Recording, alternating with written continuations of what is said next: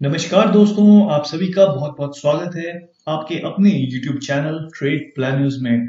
तो आज हम एक और नए आईपीओ की बात करने वाले हैं जो मार्केट में आ चुका है। और जिस कंपनी के आईपीओ की आज हम बात करने वाले हैं उस कंपनी का नाम है प्लाजा वायर्स लिमिटेड। तो चलिए सबसे पहले हम कंपनी की डिटेल्स चेक कर लेते हैं। तो बात करें कंपनी की, तो कंपनी इनकॉर्पोरेट हुई थी 2006 में। देखिए जो कंपनी है वो एंगेज है बिजनेस में manufacturing and selling wires. Wires की सेलिंग और मैन्युफैक्चरिंग के बिजनेस में ये कंपनी एंगेज है और ये selling and manufacturing LT aluminium cables and fast moving electrical goods under its flagship brand Plaza cables and home brand such as Action wires and PCG. देखिए company wires की manufacturing और selling में तो engage है ही है, इसी के साथ साथ ये एलटी एल्यूमिनियम केबल्स। देखिए एलटी का मतलब होता है लो टेंशन, जिसे हम आमतौर पर लो वोल्टेज केबल्स भी कहते हैं। उनकी मैन्युफैक्चरिंग और सेलिंग में भी कंपनी एंगेज है। इसी के साथ साथ company fast moving electrical goods FMEG, इसके अंडर भी काफी सारे प्रोडक्ट्स बनाती है जो इसके फ्लैगशिप ब्रांड के अंडर आते हैं, plaza cables and home brand जैसे कि एक्शन वायर्स और पीसीजी। देखिए फास्ट मूविंग इलेक्ट्रिकल गुड्स में ये जो कंपनी है ये डील करती है जैसे कि फैंस हो गए, इमर्शन वाटर हीटर हो गए, आयरन्स होगी, इन सब प्रोडक्ट्स में कंपनी डील करती है। देखिए जो प्लाजा वायर्स है वो ओरिजिनली नवरत्न वायर के नाम से शुरू हुई थी। इनके वायर्स और केबल सेगमेंट में जो की प्रोडक्ट्स हैं उसमें इंक्लूड है house wires, single and multi core round flexible industrial cables and industrial cables for submersible pumps and motors up to 1.1 kilovolt grade. देखिए ये सबमर्सिबल पंप्स और मोटर्स के लिए जो केबल्स होती है उसमें भी डील करती है। The company has also provided some other wires and cables products such as LT power cables। जो LT के बारे में आपको पहले ही बता चुका हूँ कि लो टेंशन या लो वोल्टेज पावर केबल्स उसमें भी डील करती है। डिश टीवी एंटीना के लिए जो को एक्सियल केबल्स यूज होती है उसमें भी डील करती है। Telephone and switch boards industrial cables में भी डील करती है। कंप्यूटर और लैन नेटवर्किंग के लिए जो केबल्स यूज होती है उसमें भी डील करती है। Close circuit television cables and solar cables इनमें भी ये डील करती है। देखिए ये पीवीसी इंसुलेटेड टेप्स और पीवीसी कंडुइट पाइप्स और एसेसरीज भी बनाती है, बट ये थर्ड पार्टी के थ्रू ये मैन्युफैक्चर करती है। चलिए इसके बाद बात करते हैं जो कंपनी है वो आफ्टर सेल सर्विसेज, जो इनकी इलेक्ट्रिकल फैंस है जैसे मैंने आपको बताया ये एफएमईजी में फैंस में डील करती है। तो जो इनकी इलेक्ट्रिकल फैंस है उनकी आफ्टर सेल सर्विस के लिए कंपनी ने 20 से ज्यादा सर्विस सेंटर्स के साथ टाई अप किया है। और वो कहाँ कहाँ किया है, वो किया है इन्होंने उत्तर प्रदेश में, उत्तराखंड में, जम्मू एंड कश्मीर, हरियाणा, पंजाब और तमिलनाडु में। 2021 में जो प्लाजा वायर्स है उन्होंने एक्सपैंड किया था अपने प्रोडक्ट पोर्टफोलियो को लॉन्च करके मिनिएचर सर्किट ब्रेकर्स और डिस्ट्रीब्यूशन बोर्ड्स नॉर्थ और साउथ इंडियन रीजन में। और अगर हम बात करें तो मार्च 31, 2023 तक कंपनी के 1249 ऑथोराइज डीलर्स और डिस्ट्रीब्यूटर बन चुके हैं। इनके 3 ब्रांच ऑफिस हैं राजस्थान, उत्तराखंड और उत्तर प्रदेश में। एक ब्रांच ऑफिस कम गोडाउन है महाराष्ट्र में। 4 वेयर हाउस हैं इनके उत्तर प्रदेश, असम, केरल और दिल्ली में। तो देखिए ये तो था कंपनी के बारे में। एक बार मैं आपको उनकी ऑफिशियल वेबसाइट पे लेके चलता हूँ। देखिए यहाँ से आपको थोड़ा और ज्यादा क्लियर हो जाएगा कि कंपनी किस तरीके के प्रोडक्ट्स बनाती है और क्या क्या प्रोडक्ट्स है, जैसे मैं आपको पहले ही एक्सप्लेन कर चुका हूँ। देखिए हम देखते हैं इनके प्रोडक्ट्स में प्लाजा केबल्स के अंदर देखिए ये जो बना रहे हैं जिन वायर्स की मैंने बात की, देखिए जैसे कि फ्लेम रेजिस्टेंट वायर होगी, राउंड केबल्स होगी, कोएक्सियल केबल्स होगी, लैन केबल्स हो गई, टेलीफोन केबल्स, सबमर्सिबल केबल्स। तो ये सारी केबल्स ये बनाती हैं। सीसीटीवी कैमरास होते हैं उनके जो केबल्स बनती है वो भी ये कंपनी बनाती है। इसके बाद देखिए हम एक्शन केबल्स जो आपके होम्स और इंडस्ट्रीज में यूजली यूज होती हैं वो केबल्स भी ये बनाती हैं। और इनके प्रोडक्ट्स देखें हम, FMEG में जो इनके प्रोडक्ट्स आते हैं, जैसे मैंने कहा कि ये फैंस में डील करती है, ceiling fan, table fan, wall fan, pedestal fan, और जो हमारे वेंटिलेशन फैंस होते हैं या जिसे हम एग्जॉस्ट फैन कहते हैं, वो भी ये कंपनी बनाती है। और उसके बाद ये डील करती है इमर्शन वाटर हीटर्स और आयंस में। तो ये इसके FMEG के अंडर जो प्रोडक्ट्स कंपनी बनाती है वो ये है। चलिए दोस्तों, हमने कंपनी की डिटेल्स तो चेक कर ली, हमने देख लिया कंपनी क्या क्या प्रोडक्ट्स बनाती है और किस सेगमेंट में काम कर रही है। तो और अब हम देखते हैं आईपीओ की डिटेल्स को। तो सबसे पहले देखते हैं हम आईपीओ जो ओपन हो चुका है 29 सितंबर को और ये क्लोज होगा 5 अक्टूबर को। और आईपीओ का जो फेस वैल्यू है इसका वो है 10 रुपीज पर शेयर। प्राइस बैंड की बात करें तो 51 रुपीज टू 54 रुपीज पर शेयर का प्राइस बैंड में आईपीओ लॉन्च हो रहा है, जिसमें हम सिर्फ 54 रुपीज पे ही आईपीओ के लिए अप्लाई करेंगे। लॉट साइज की बात करें तो 277 शेयर्स का इसका लॉट साइज है। टोटल इशू साइज की बात करें तो 71.28 करोड़ का इशू साइज है और सारा का सारा ये फ्रेश इशू है। इशू टाइप की बात करें तो बुक बिल्ड इशू है। देखिए लिस्टिंग होगी इसकी बीएससी और एनएससी दोनों सेगमेंट्स में। अब बात करते हैं आईपीओ की रिजर्वेशन की। आईपीओ की रिजर्वेशन की बात करें तो एंकर इन्वेस्टर्स के लिए 28.06% की रिजर्वेशन है। क्यूआईबीज के लिए 46.94% की रिजर्वेशन है। एचएनआई की बात करें तो 15% की रिजर्वेशन है, जिसमें बिग एचएनआई के लिए 10% और स्मॉल एचएनआई के लिए 5% की रिजर्वेशन है। रिटेल की बात करें तो यहाँ पे 10% की रिजर्वेशन है।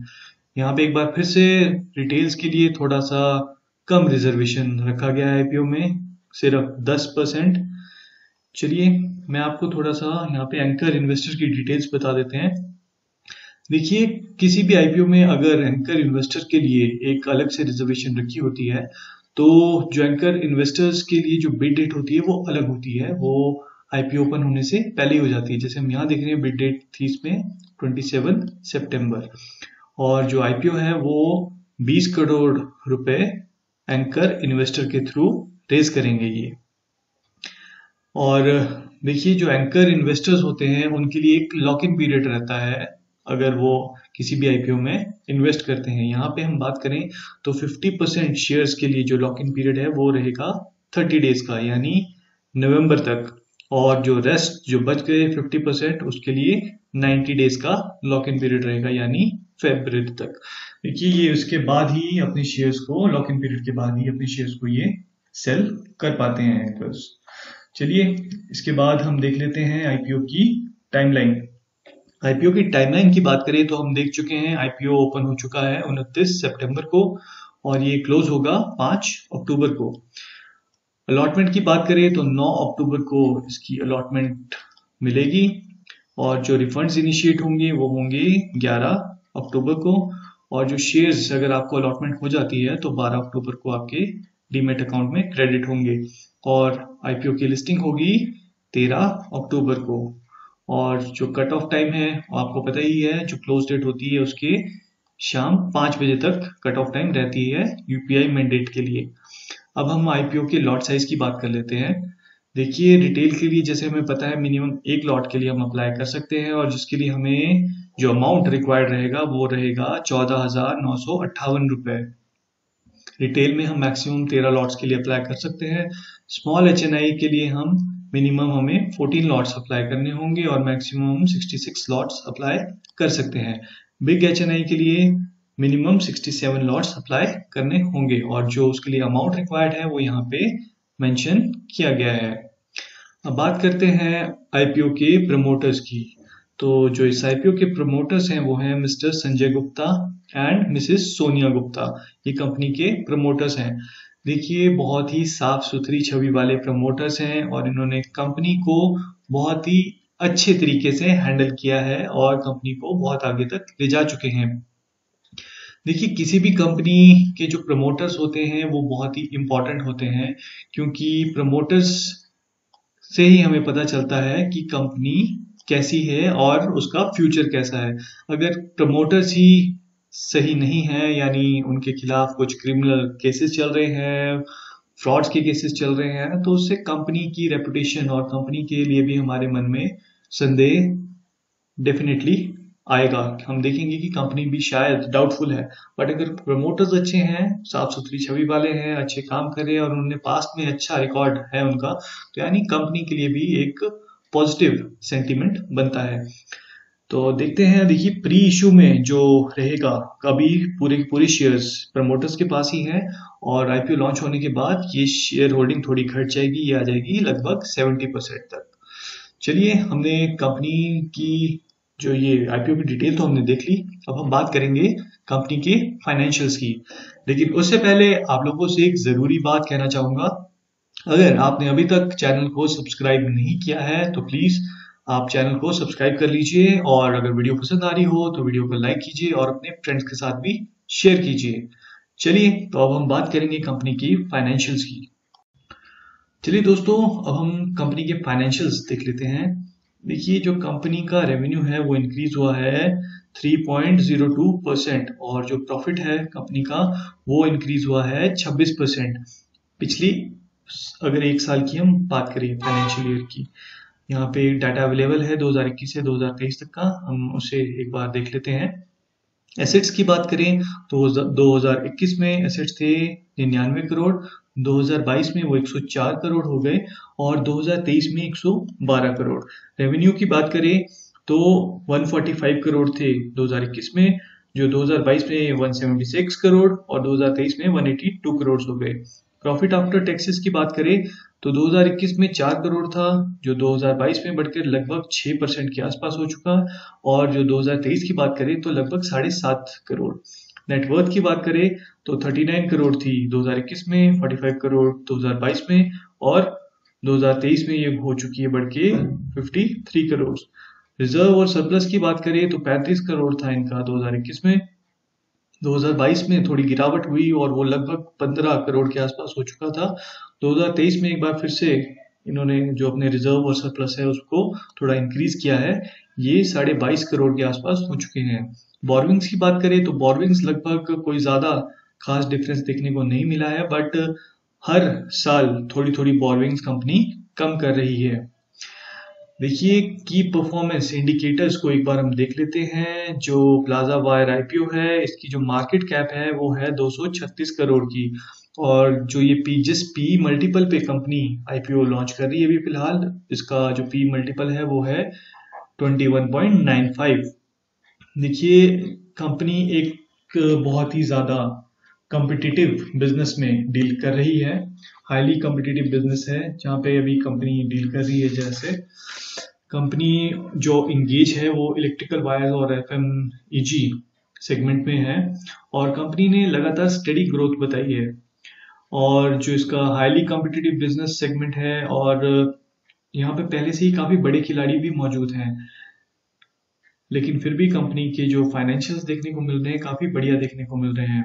अगर हम बात करें आरओई की तो 14.15% है, आरओसीई की बात करें 50.57% है, डेब्ट टू इक्विटी भी एक के अंदर है, वो 0.75 है, ईपीएस की बात करें तो 2.46, और रिटर्न ऑन नेटवर्थ की बात करें तो 14.16% है। तो कंपनी की फाइनेंशियल्स काफी बेहतरीन देखने को मिले हैं हमें कंपनी, और जैसे हम बात करें बोरिंग भी लगातार कम कर रही है, और प्रॉफिट और रेवेन्यू में कंपनी ने लगातार इजाफा ही किया है।